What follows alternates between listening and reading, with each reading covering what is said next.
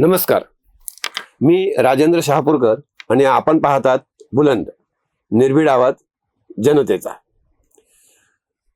शिवसेना उद्धव बाळासाहेब ठाकरे या पक्षाची सूत्र आता घराणेशाहीच्या नियमानुसार प्रथेनुसार पक्षप्रमुख उद्धव ठाकरे यांचे चिरंजीव वरळीचे आमदार आदित्य उद्धव ठाकरे यांच्याकडे जाणार आहेत.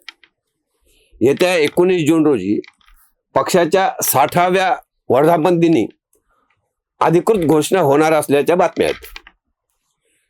पण घराणेशाही मिरवणाऱ्या कोणत्याही पक्षामध्ये म्हणजे अगदी काँग्रेस आप सारख्या पक्ष या पक्षासह दोन्ही राष्ट्रवादी मनसे डावे म्हणणाऱ्या पक्षाचा कल आपण स्थापन केलेल्या पक्षाचा लगाम आपल्या कुटुंबाशिवाय दुसऱ्या कोणाच्या हातात जाऊ नये याकडेच त्यांचं लक्ष असतं. हे पक्ष म्हणजे त्या नेत्याची प्रायव्हेट लिमिटेड कंपनीच असते. या कंपनीत ते आणि त्यांच्या कुटुंबियांनाच संचालक मंडळात बसण्याचा हक्क असतो. बाकीचे त्यांच्या पक्षात म्हणजे ऑफिस बॉय असतात. ऑफिस बॉय, शिपाई अशासारखे कामं ते करत असतात. एखाद दुसरा खुसमस्करा तोही असतो, त्याला जवळचे म्हटले जाते. त्यामुळे सर्वसामान्य जनतेला कंपनीचा एमडी कोण होणार यात फारसे स्वारस्य नसते.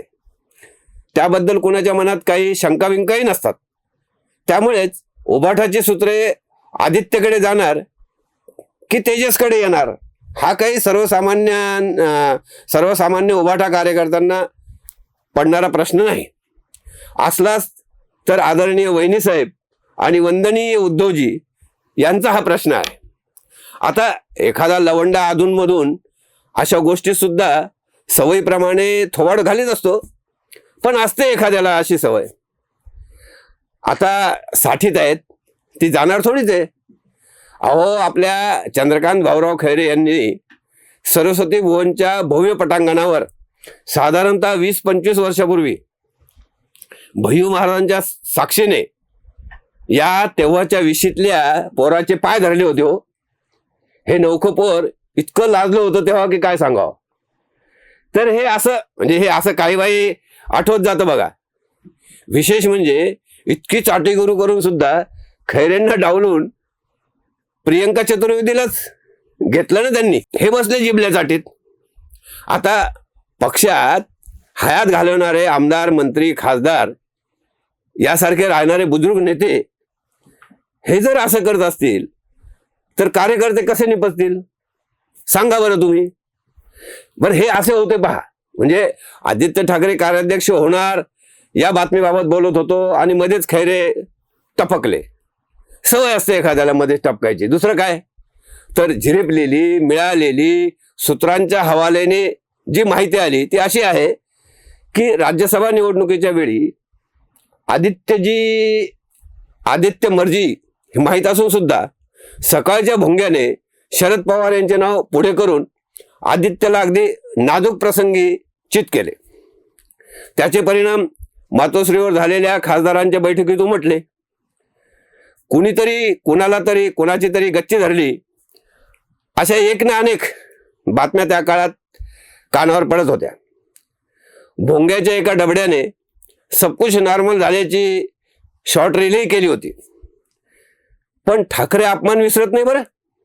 म्हणजे असं म्हणतात, आमचा एक मित्र काल परवा सांगत होता, म्हणजे अतिशय कौतुकाने सांगत होता की साहेबांना म्हणे काही फरक पडलेला नाही, उद्धव साहेबांना काहीच फरक पडलेला नाही म्हणे. जायचे असेल तर खुशाल ज्याला जायचे त्यांनी जावं असं आजही म्हणतात. शॉर्टच आहे तो ठाकरे. हे त्यांचं निरीक्षण बरं का आमच्या मित्राचं. पण म्हणजे राज्यसभेच्या प्रकरणानंतर आपले वडील म्हणजे उद्धवजी लवंड्यासमोर हतबल ठरतात याची पक्की खात्री प्रिन्स आदित्यला झाली. आणि त्यातून उद्धवजींचा गुळाचा गणपती करून सूत्रे आपल्याकडे घेण्याबाबत योजनाबद्ध पद्धतीने हालचाली सुरू झाल्या. म्हणजे असं म्हणतात, अशी माहिती आहे, 2028 मध्ये राज्यसभेची मुदत संपत असलेल्या त्या भोंग्याला घरी बसवण्याची जी प्रतिज्ञा आदित्य ठाकरे यांनी केली होती त्याला मूर्त स्वरूप देण्यासाठी पक्षाची सूत्र म्हणे आपल्या हातात असणे आवश्यक आहे, याबद्दल त्यांची पूर्ण खात्री झाली. यांनी उद्धवजींनी काय केलं, 2000 नंतर हळूहळू हेच केलं जे अगदी बाळासाहेबांच्या समोर केलं. म्हणजे नारायण राणेपासून राज ठाकरेपर्यंत एक हाती कार्यक्रम केला या लोकांचा. तेच ते चिरंजीव करतील, त्यात काय दुसरं. तर भोंग्याच्या त्या डबड्याने कालच म्हणजे अनिल परब कार्याध्यक्ष होणार अशी पुढी त्या डबड्याच्या या हवाल्याने करून दिली. म्हणजे आता शहचं राजकारण सुरू होणार, कारस्थानं सुरू होणार. तर तुम्हाला काय वाटतं, कमेंट करा. व्हिडिओ आवडला असेल तर लाईक करा, शेअर करा. आणि असेच हटके विश्लेषण, हटके माहिती पाहिजे असेल तर चॅनलला सबस्क्राईब करा. तुर्त इतकेच. पुन्हा भेटू. धन्यवाद.